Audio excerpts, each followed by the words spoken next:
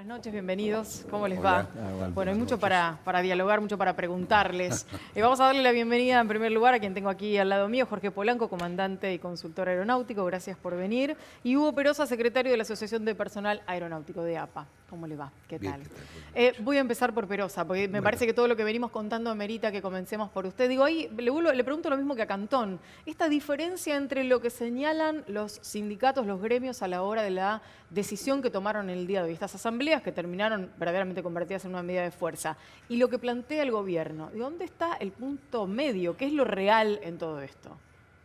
Bueno, en realidad lo que plantea Cantón es exactamente la diferencia de criterios que tenemos entre la empresa y los sindicatos. En esto estamos todos los sindicatos aeronáuticos trabajando en forma unida y con un criterio común. Hay una diferencia de interpretación en la cláusula gatillo del mes de septiembre. Nosotros creemos que precisamente por la ultraactividad, por el principio de ultraactividad, debería respetarse esta cláusula gatillo, debería tener continuidad un poco la paritaria anterior como parte de la negociación a futuro.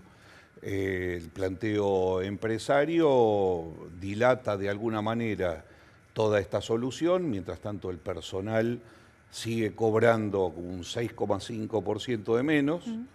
Y además es bueno aclarar que quien está en estado de asamblea casi permanente es el personal, y no solamente del Grupo Aerolíneas Argentinas, también de la empresa privada Andes, varios sectores de la empresa privada y extranjera LATAM, porque, digamos, sabemos que la actividad aerocomercial está pasando por una situación de crisis. ¿Por qué no hubo un aviso previo? Estoy pensando en Hubo los un pasajeros, aviso ¿no? previo en donde tenía que haberlo, en el Ministerio de Transporte, la empresa lo sabía y dejó pasar todo esto, no permitió que todo esto pasara, para de alguna manera enfrentar a los pasajeros con los trabajadores. Realmente, como le digo, es muy difícil pensar que 12.300 trabajadores de aerolíneas van a una serie de asambleas, porque además estamos hablando de asambleas en distintos turnos, distintos lugares de trabajo, porque los gremios se lo indican. Esto no funciona así. Acá hay un estado de malestar dentro del grupo de aerolíneas y de otros grupos empresarios desde hace tiempo, porque la política aérea no empezó ahora. ¿Qué tan en crisis está el sistema aeronáutico? Bueno, es buena tu pregunta. Es buena tu pregunta. Pues yo escuchando los comentarios que ustedes hacían, preocupa acá, como dice el compañero, el hecho de que vienen cambios muy profundos y no estamos preparados. Y en realidad todos queremos que cambie, todos estamos dispuestos a que cambien, pero todo eso conlleva tiempo, preparación y educación para que esta industria, que es muy técnica, pueda hacer esos cambios que queremos. O sea, estamos hablando de que las low cost generaron un impacto negativo. No solamente es la low cost. Todo cambio que vos quieras hacer en 2 años, no los podés hacer. Esto lleva 8, 10 años mínimo, porque hay que educar, hacer infraestructura y desarrollar tecnologías, equipar aeropuertos, equipar terminales. O sea, hay mucho trabajo por hacer. Es muy bien intencionado, entre comillas, la intención del señor ministro, pero la realidad es que no hay tiempo ni se está viendo en los hechos concretos y reales lo que estamos necesitando. De hecho, no tenemos una política aerocomercial, ni con este gobierno ni con el anterior. Si tuviésemos una política comercial, no llegaríamos a estos temas donde hay que enfrentarse y falla el diálogo. Ahora, acá han fallado el diálogo las dos partes. Pero digo, además de fallar el diálogo, ¿cuál es el punto en el que no se está teniendo una mirada para poder ver la película completa? Digo, hay un problema de orden de prioridades, hay un problema de desconocimiento del sector, hay un problema de no dialogar con las personas correctas a la hora de tomar decisiones. ¿Cómo funciona todo esto para poder entender por qué llegamos a este punto? Y en los lugares específicos no están todas las personas que deberían estar. Y la realidad es que, por ejemplo, estamos hablando de aerolíneas. Aerolíneas tuvo una gestión anterior con el señor del Acua muy importante, muy buena.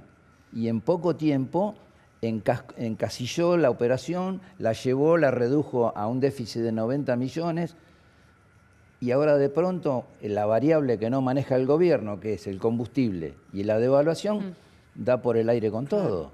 Claro. Entonces, no hay una política aerocomercial, entonces no está escrito cuál es el plan B. No hay plan B.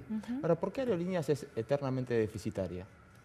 ¿Por qué? Aerolíneas Argentinas, ¿por qué siempre es deficitaria? Porque precisamente cumple con una cantidad de requisitos que la industria ha transformado a través del tiempo. Yo escuchaba recién los comentarios y por ahí a mí me sorprende que el presidente no reconozca que, no sé, te voy a hablar de Qatar, Emirates. ¿Quiénes creen que las bancan esas compañías? A ver si creen que son realmente privadas. Las bancan los Emiratos, porque ellos a través de eso entran en el mundo. Y ellos, cada pasajero que transportan, saben que le lleva o le trae dinero. ¿Qué es lo que hace Aerolíneas? Quiero preguntarle a Hugo, con respecto a lo que decía recién el vocero de Aerolíneas Argentinas, acerca del diálogo y del tema de que el diálogo estaba abierto y todo lo que manifestó en términos de que él creía que era otra la manera de buscar una solución. ¿Ustedes fueron a buscar esa solución en un diálogo, en una conversación? ¿Cómo fue? Dividiría la respuesta en dos partes. Con la empresa, obviamente que ha habido diálogo y de ese diálogo surgió la posición empresaria que es, bueno, contraria a los intereses de los trabajadores que nosotros representamos. Pero por otro lado, los sindicatos aeronáuticos hace más de un año que le vienen pidiendo reuniones y entrevistas y audiencias al ministro de Transporte y se las niega. Entonces es fácil hablar del diálogo, pero después no otorgar las reuniones ni el diálogo.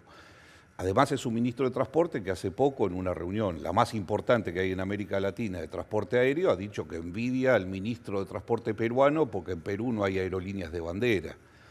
Y a los trabajadores y a los sindicatos argentinos nos trató de dinosaurios porque defendemos la soberanía de los cielos. La verdad es que sí, nosotros defendemos el trabajo argentino, la soberanía argentina, la aviación argentina, la industria aérea argentina, que supo ser muy importante. Es cierto, si por eso nos van a tratar de dinosaurios, quiere decir que quienes no defienden la soberanía de los cielos serían el futuro, serían lo moderno. La verdad que no estamos de acuerdo con ese punto de vista nosotros.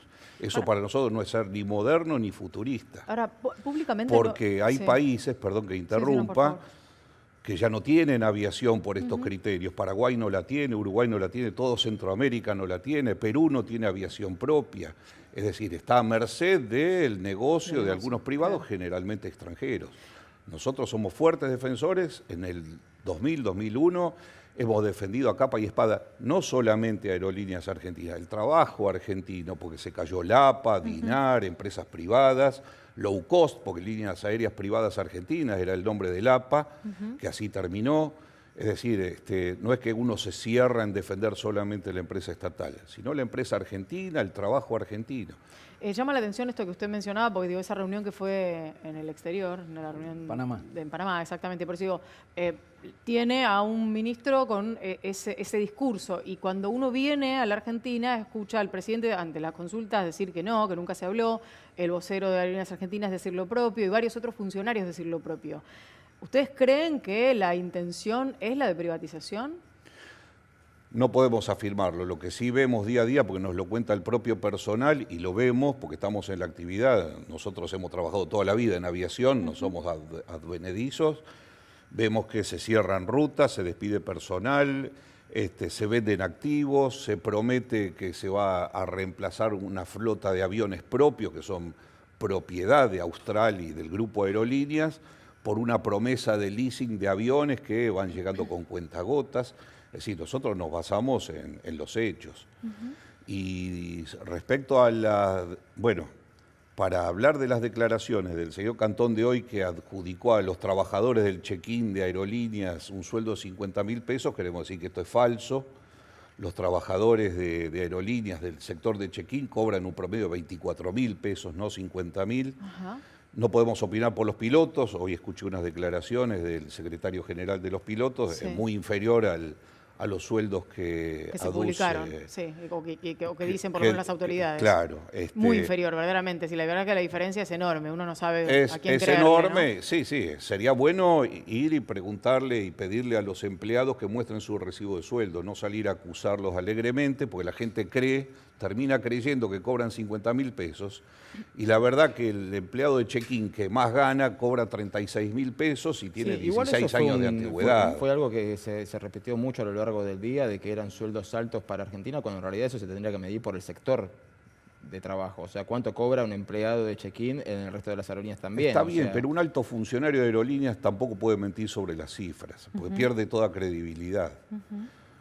Y bueno, y refiriéndome muy brevemente a la opinión del presidente hoy a la mañana, lo primero que me vino a la mente es que exactamente hace 60 años un ministro de Economía llamado Álvaro Alzogaray, en un discurso famoso que se llamó Hay que pasar el invierno, dijo lo mismo, que no era justo que un grupo de pocos privilegiados que viajan en avión se llevaran fondos públicos que se podían aplicar a un mejor transporte público, Claro. casi las mismas palabras. La verdad que 60 años después llama la atención.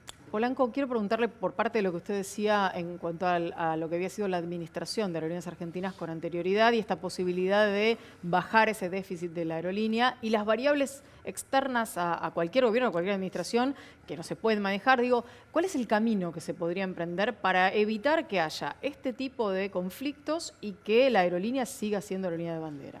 Bueno, llama la atención el cambio que ha hecho en este caso el ministro en deshacerse de un administrador, como era en el caso del administrador anterior de Aerolíneas, que la puso en caja la compañía, tenía una relación estable con los gremios, o al menos más comunicacional, y de la misma manera en otras áreas como era, por ejemplo, la EANA. Tenía dos... Hablamos de Isela Constantini, ¿no? No, el anterior. Del Aqua reemplazó que reemplazó a Isela claro. Constantini. Porque Isela Constantini estaba también en ese camino de yo puedo negociar, quiero el tiempo. La diferencia es que ella se fue, ¿no? El ministro no quería negociar, quería hacer cambios rápidos, y bueno, lo trajo a este hombre, que este hombre se adaptó rápidamente, entendió cómo se juega este juego y pudo de alguna manera empezar a ordenar muchas cosas. Bajó ese déficit, lo hizo muy bien, pero vuelvo a repetirte, no maneja la variable del combustible, que es tuvo un 80% de incremento, y después la devaluación fue fatal. Mató a todas las compañías del sector, y la que más afectada estuvo, en este caso, fue Andes, que había hecho un incremento de 4 aviones de flota, Claro. y vos bien dijiste, el 60% de lo que tienen que recaudar, porque los costos de operación, el 60% son en dólares. Claro. Entonces, con un pesito tan bajo, nadie puede sostener una inversión tan grande en dólares. Ahora, nos queda picando el tema de los derechos adquiridos o beneficios. ¿Cómo es en otras aerolíneas? Es pueril. Es una discusión. A ver, ahí, No, es que lo del cuando uno va a los cumpleaños, montos- la del cumpleaños de 2 días, eso es pueril. Eso es Cuando para uno decir, va a los montos, mirá las son prebendas montos altos. que tienen los pilotos. Cuando uno va a los montos que ellos manifiestan son altos. Yo no sé si son y lo realmente esos y montos. lo de los asientos, estaría todo bien si los aviones vienen con la zona de descanso que tienen que tener cuando se los compra, porque estos aviones, hay que entender, esta administración los heredó. Claro. Estos aviones los compró la administración de la Cámpora, y la verdad que fue una mala compra, fue una desacertada, porque los aviones tienen muchos inconvenientes de demasiado mantenimiento, y como tenemos un muy buen mantenimiento lo podemos suplir.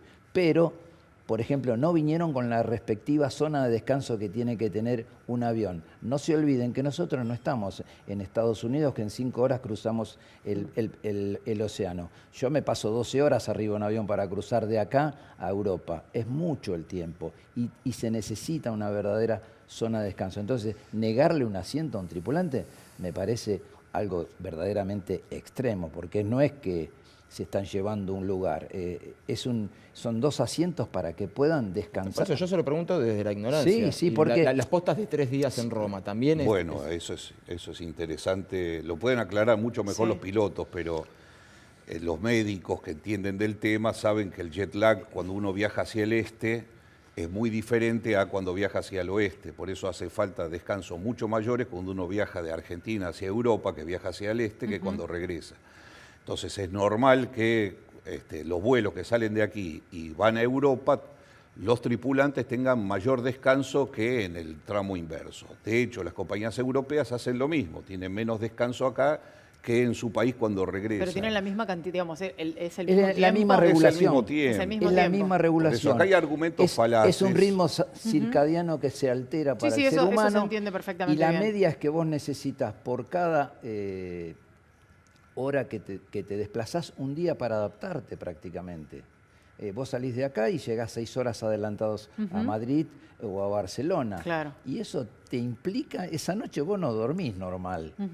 Claro. Ya venís mal de toda esa noche que volaste, a la otra noche no dormís y cuando te estás readaptando a la otra, recién volver. te Sí. tenés que volver. Entonces, 2 días, un día no hace la diferencia. La diferencia la va a hacer la operación del avión y el tipo de avión que tenga la empresa que genere ahorros Claro. en el combustible, que es el peor veneno de la Bueno, industria. sobre eso quiero preguntarles a ambos, porque estamos en un momento en el que venimos hablando del presupuesto, venimos hablando de la situación de las provincias, de lo que va a ocurrir en el año 2019 con este presupuesto que se aprobará el próximo miércoles. Estamos en una instancia de ajustar en cada uno de los lugares que se pueda.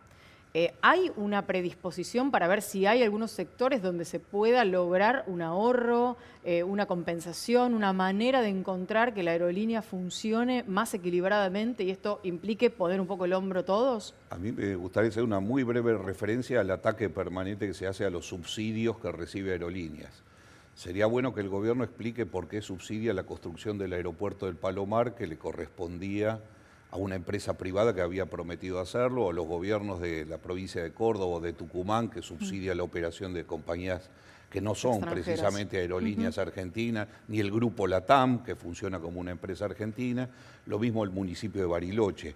Es decir, se habla de ajuste, de la necesidad que todos hagamos el esfuerzo, pues el Estado de hecho sigue colaborando y precisamente con las empresas que ponen en peligro la supervivencia económica del grupo Aerolíneas Argentinas. Y de LATAM también, porque está perdiendo tráfico LATAM. Y de Andes, porque también está pasando las penurias que está contando. Pero todo eso Polanco. lo podemos meter en la madre de este problema es no hay política aerocomercial, ni siquiera una mala para discutir. Es la del día a día, lo que quieren hacer, lo que creen que es bueno, pero no hay algo donde uno diga, está escrito, lo pactamos, Claro. entonces yo no tengo derecho a decir nada. ¿Cuándo fue la última vez que hubo una política aerocomercial? Y en la época de Menem, pero no fue buena, fue nefasta, porque nosotros la industria aeronáutica acá, la aviación comercial, ha pasado por todos los sinsabores habidos y por haber. Gracias a ambos por haber venido. Bueno, Es un placer gracias a tenerlos ustedes. aquí.